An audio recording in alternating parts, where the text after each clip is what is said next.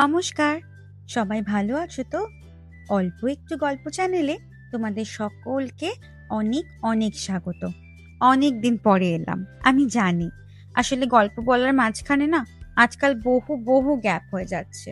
আর তাই জন্য তোমাদের আমার গল্প শুনতে আসার ইচ্ছেটাও কমে যাচ্ছে ধীরে ধীরে। কিন্তু বারবার আমি বলি যে আর না, বলি না, এবার তাড়াতাড়ি আয় আর তাড়াতাড়ি গল্প শোনা। কিন্তু দেখো না, কিছু না কিছু একটা হচ্ছে আর কিছুতেই আমি তোমাদের সঙ্গে সময় মতো এসে গল্প শোনাতে পারছি না। শরীরটা আসলে ভীষণ খারাপ যাচ্ছে। যাই হোক, এসব দুঃখের অনেক ঝামেলাঝাটির গল্প না হয় পরে একদিন হবে। এখন সবাইকে জানাই হ্যাপি হ্যাপি নিউ ইয়ার। তবে এই ভিডিওটা নিউ ইয়ারের একটু আগের, মানে ক্রিসমাস লাইট দেখার গল্পে। ক্রিসমাসের আগের দিন জানো তো, একদম তাড়াহুড়ো করে গেছি ক্রিসমাস লাইট দেখতে। নইলে তো আর দেখাই হতো না, কারণ তারপর একটু বেড়াতে গেছিলাম, সমুদ্রে গেছিলাম। সেই গল্পও করব তোমাদের সাথে। এই যে টিকিট কাউন্টারে এসে গেছি, টিকিট নিয়ে ঢুকে পড়বো ক্রিসমাস লাইট দেখতে। এটা ড্রাইভ থ্রু, মানে গাড়িতে বসেই পুরোটা দেখতে হবে, তুমি নেমে পায়ে হেঁটে দেখতে পারবে না। দেখেছো সামনের ভিড়টা? আগের দিন তো ক্রিসমাসের সবাই গেছে, অনেকেরই অফিস টফিস ছুটি থাকে না, ওই আগের দিন থেকে ছুটি পড়ে, তাই জন্য এই দিন মারাত্মক ভিড়।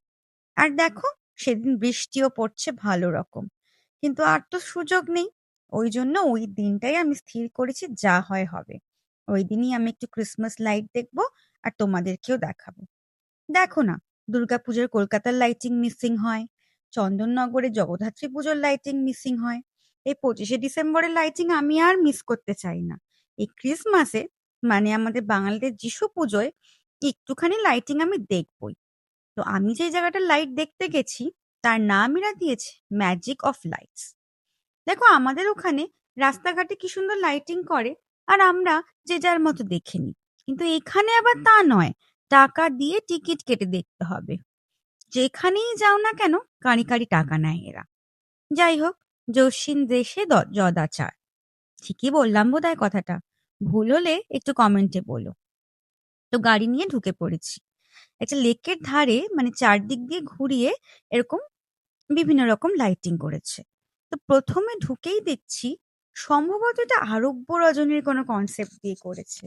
এই মরুভূমির ধারে খেজুর গাছ, উট, মানুষজন বসে আছে দেখো। আমার না মনেই হচ্ছে আরব্য রজনীর বিভিন্ন গল্পের থিম তুলে ধরার চেষ্টা করেছে।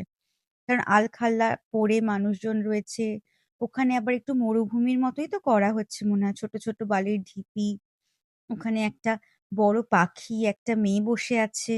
তো আমার মনে হয় ওই আরব্য রজনীর রূপকথার উপরে ভিত্তি করেই করা হয়েছে। এখানে যদি বেশ একটা ভয়েস ওভার বা কিছু থাকতো পাশ দিয়ে, যে বুঝতে পারতাম এক্স্যাক্টলি কি বলতে চাইছে, তাহলে আরো ভালো হতো। তবে যে দেখে আমার মনে হলো ওরকমই কিছু। এই লেখাগুলোর ঠিক মানে বুঝতে পারলাম না কি ভাষায়। এই দেখো ২-৩টে লেখা, তোমরা যদি কেউ মানে জেনে থাকো আমাকে একটু কমেন্টে জানিও প্লিজ। এরপর দেখছি বেশ নানা দেশের একটা পরিচায়ক, ধরো যেমন আইফেল টাওয়ার হচ্ছে প্যারিসের জন্য। এই জিনিসটা আমি ইসরায়েলের পতাকার দেখেছি, সম্ভবত জুডিজমের কিছু একটা সিগনিফিকেন্স। ওই দেখো আমাদের তাজমহল। আবার এই যে এদের স্ট্যাচু অফ লিবার্টি, মানে বিভিন্ন দেশের কোনো গুরুত্বপূর্ণ স্থাপত্যকে এরা তুলে ধরেছে। এরপর এগিয়ে গেলাম, আর এই জায়গাটা, বাপরে, চোখ ধাঁধিয়ে যাচ্ছে আলোতে। মনে হচ্ছে মানে দুনিয়ার সমস্ত কিছু ছেড়ে আমি যেন একটা ডিফারেন্ট ওয়ার্ল্ডে ঢুকে পড়েছি। সেই ওই যে স্ট্রেঞ্জার থিংসে যেরকম হয় না, একটা অন্য ওয়ার্ল্ডে তুমি চলে যাচ্ছ, ঠিক মনে হচ্ছে যেন আমি একটা টানেলের মধ্যে দিয়ে যাচ্ছি আর একটা ডিফারেন্ট ওয়ার্ল্ডে গিয়ে পড়বো। ভীষণ অদ্ভুত লাগছিল। আর এটা এতটাই লম্বা ছিল না, আমি তো এখানে একটু কেটে কেটে ভিডিওতে দিয়েছি। লাস্টের দিকে না একটু ক্লস্ট্রোফোবিক লাগছিল, কেমন হাঁপ ধরে যাচ্ছিল। যাক, বেরিয়ে একটু শান্তি হলো। আর এই জায়গাটা ভারী সুন্দর, মনে হচ্ছে কিছু মোমবাতি আকাশে জ্বালিয়ে দেওয়া হয়েছে, আর আকাশ থেকে মোমগুলো গলে গলে বৃষ্টির মতো করে আমার গাড়ির মাথায় পড়ছে। আমার খুব সুন্দর লাগছিল এই জায়গাটা। কিন্তু ওই যে দুদণ্ড দাঁড়ানোর উপায় নেই। আগের গাড়ি চলে গেলেই তোমাকেও যেতে হবে, কারণ তোমার পেছনেও রয়েছে গাড়ির লম্বা লাইন। তাই গাড়ি চলতে চলতে যেটুকু দেখবে অতটুকুই। আর গাড়ি ব্যাক করে পিছিয়ে নেওয়ারও কোনো রাস্তা নেই। পুরো ওয়ান ওয়ে রোড। কারণ সবাইকেই তো দেখার সুযোগ করে দিতে হবে। ও বাবা!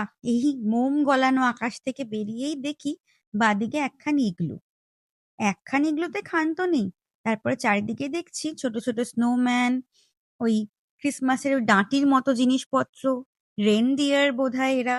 তো বাচ্চাদের এই সময়টা খুব আনন্দ করতে দেখলাম। বিভিন্ন গাড়ি থেকে বাচ্চারা বেশ সানরুফটা খুলে দিয়ে বা জানলা দিয়ে বেরিয়ে উয়া করে চেঁচামেচি করছিল। এই জায়গাটা খুব সুন্দর লাগছে।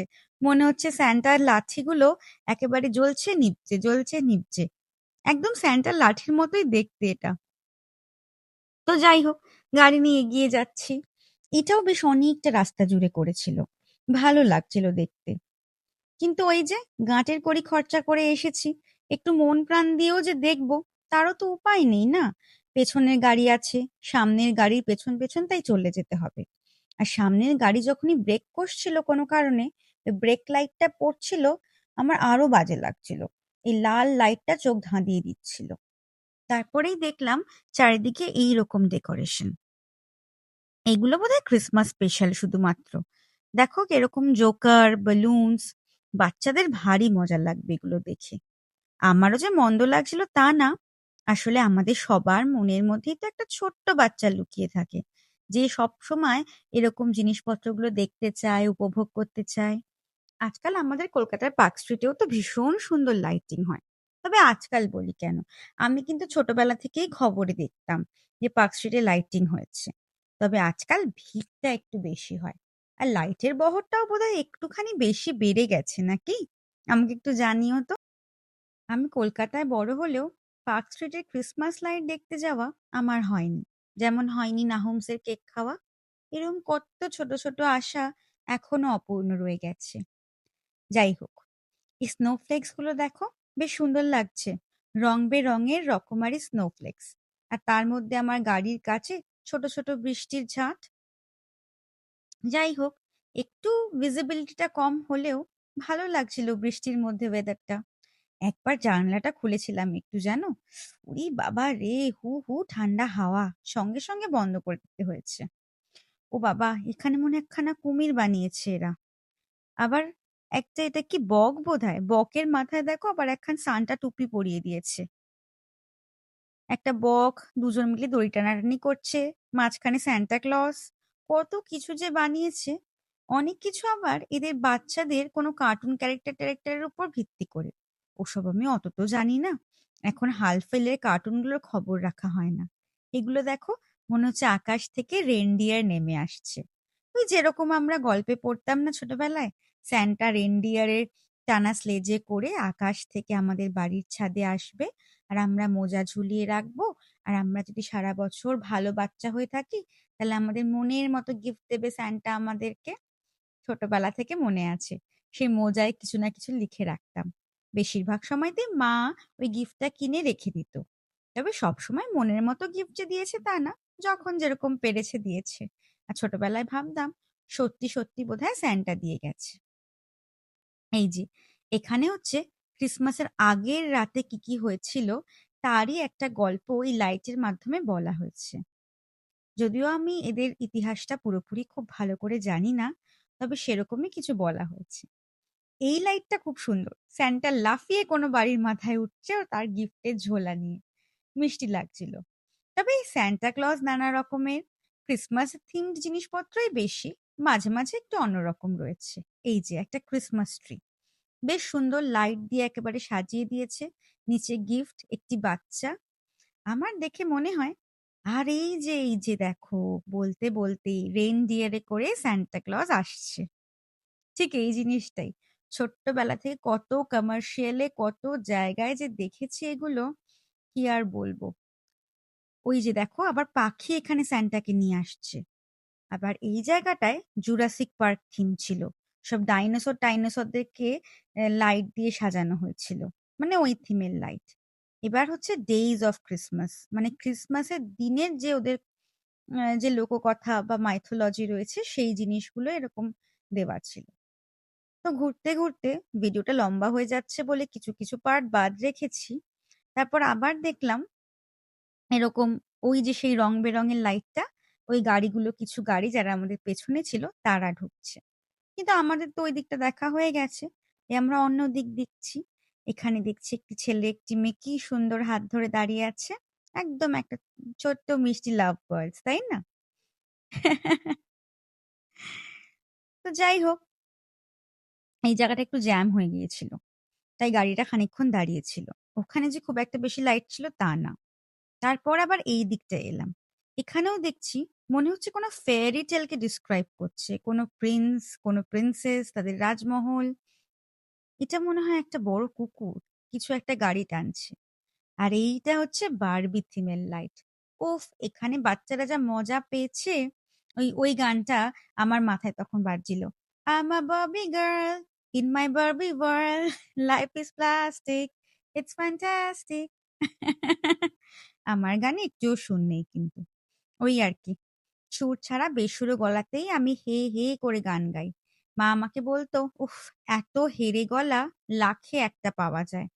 তাও ভালো, লাখে একটা হওয়া কি কোনো কম কথা বলো তো? যাই হোক, ভালোর দিক থেকে কি বাজের দিক থেকে, লাখে একটা তো হয়েছি বাপু। আবার দেখো এরকম একটা লাইট ভর্তি টানেলের মধ্যে দিয়ে গাড়ি যাচ্ছে। বেশ লম্বা লম্বা এই জায়গাগুলো। একেক সময় না বেশ ভয় লাগে। মনে হয় যেন আর বাইরেটা দেখতেই পাচ্ছি না। শুধু আলো আর আলো, চোখ ধাঁধিয়ে যাচ্ছে। ওই যে কথায় আছে না, কোনো কিছুই মাত্রার চেয়ে অতিরিক্ত আমাদের হজম হয় না। আলোও তেমনই বোধহয়। অন্ধকার যখন থাকে একটু আলোর জন্য আমরা হাপিত্যেশ করি। আর এখানে এত আলো যে মনে হচ্ছে উফ! আলো থেকে বেরিয়ে একটু অন্ধকারে চোখ দুটোকে রেহাই দিই। যাক, সেই আলোর টানেল থেকে বেরিয়ে এবার আমরা পার্কিং লটে এসেছি। কিন্তু এর পরেও বলছে একটা জিনিস দেখার আছে। স্যান্টাস ভিলেজ বলে এরা নাকি সাজিয়ে রেখেছে। ওই দূরে দেখছি একটা বড় আলোর গাড়ি বানিয়ে রেখেছে আর তার সঙ্গে আমেরিকার পতাকা। এদেশে দেখি বিভিন্ন জায়গায় পতাকা রেখে দেয়। তো ওই অ্যাম্পি থিয়েটারের ভেতরেই হয়েছে স্যান্টাস ভিলেজ বা হলিডে ভিলেজ বলছে এরা। এই সামনে বিভিন্ন রকম লাইট, এখানে তুমি ছবি টবি তুলতে পারো। বাচ্চারা লাইট দেখে আনন্দও পাচ্ছে। ওই দূরে happy holidays, magic of lights 2025 এরকম বিভিন্ন রকম ছবি তোলার জন্য জায়গা করা আছে। ওই যে আবার একটা আলোর টানেল। ওহ! আলো আর আলো চারিদিকে। সুন্দর তো অবশ্যই লাগছে। এবার হলিডে ভিলেজের ভেতরে ঢুকে গেলাম। এই জায়গাটায় সবাই ছবি তুলছে। আমিও নিজেকে বেশ একটু সিনেমার হিরোইনদের মতো এদিক ওদিক করে দাঁড়িয়ে ছবি তোলার চেষ্টা করছি। কিন্তু না পড়েছি একটা ঠিকঠাক ড্রেস, ওই বাড়ির জামাটার উপরে সোয়েটার পরেই চলে গেছি ড্রাইভ থ্রু বলে। আর না আমি একটু সেজেগুজে পোজ দিতে পারি ঠিক মতো। আমাকে সিনেমার হিরোইন তো দূর কথা, লাগছে একটা কুমড়ো পটাশ। তো কি আছে, গল্প করতে যখন এসেছি, কুমড়ো পটাশ লাগুক আর আলু বেগুন লাগুক, তোমাদের সঙ্গে গল্প তো আমি করেই যাব। আর তোমরা তো আমার পরিবার, আমাকে যখন যেমন লাগে তখন তোমরা সেভাবেই দেখবে। কি আর করা যাবে, সবসময় কি অত সাজিয়ে গুছিয়ে রাখা যায় নিজেকে? আর আমার মতো একটা মহা অলস প্রাণী তো কখনোই পারবে না। এখানেও দেখছি আলো দিয়ে বেশ স্নোফ্লেক্স টোফ্লেক্স বানিয়েছে, সুন্দর করে চারিদিকটা সাজিয়েছে। কিন্তু দেখো বৃষ্টিতে চারদিকটা ভিজে গেছে। আর যেহেতু অল্প অল্প বৃষ্টি এখনো পড়ছে, তাই এখানে ভিড়টা একটু কম। ক্রিসমাস ট্রি গুলোকে আলো দিয়ে একদম মুড়ে দিয়েছে। ওই দূরে একটা বড় ক্রিসমাস ট্রি বানিয়েছে লাইট দিয়ে। ওই সামনে আবার একটু আগুন লাগিয়েছে। তবে এগুলো সত্যিকারের আগুন না, ওই আর কি নকল আগুন। তবে তাপ আছে, লোকজন দেখছি আবার তাপ পোহাচ্ছে। আমিও ভাবছি যাই, গিয়ে একটু নকল আগুনে আগুন পুইয়ে আসি। দূর থেকে দেখে কিন্তু বোঝার জো নেই যে এগুলো নকল, একদম আসলের মতো লাগছিল। কিন্তু সত্যিকারের আগুন ছিল না। এই যে আমিও একটু হাত টাত গরম করে নিচ্ছি। যতটা না গরম করছি তার চেয়ে বেশি আবার একটু ফটো তোলার পোজ দেওয়ার জন্য ঢং করছি। অতটাও কিছু গরম হচ্ছে না, কারণ চারিদিকে মারাত্মক ঠান্ডা হাওয়া।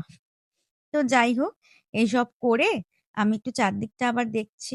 এই ক্রিসমাস ট্রি গুলো, স্যান্টার লাঠি, এখানে ছোট ছোট ক্রিসমাস থিমড মার্চেন্ডাইজ, বিভিন্ন জিনিসপত্র বিক্রি হচ্ছে। তো সেসব দিকে আমি আর যাব না, কারণ আমার ক্রিসমাস থিমড কিছুই কেনার ইচ্ছে নেই। তো ভাবলাম এত কিছু যখন দেখাচ্ছি, নিজের মুখটাও একটু দেখিয়ে দিই। তো নিজেই নিজের মুখটা দেখাতে দেখাতে ওই চারদিকটা একটু ঘুরছে। ওই দেখো স্নোফ্লেক্সের আবার কালার চেঞ্জও হচ্ছে। কখনো সাদা, কখনো হলুদ, কখনো লাল, কখনো বেগুনি। তো এখানে একজন স্যান্টা সেজে বসেছেন আর স্যান্টার সঙ্গে সব বাচ্চারা ফটো তুলছে। আমি একবার ভাবলাম একটু ফটো তুলি।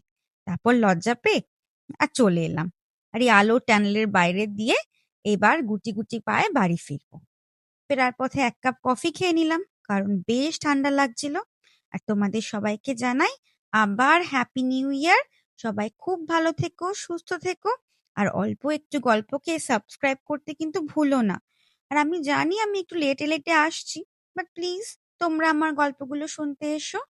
আজকে তাহলে আমি এখানেই যাই। টাটা।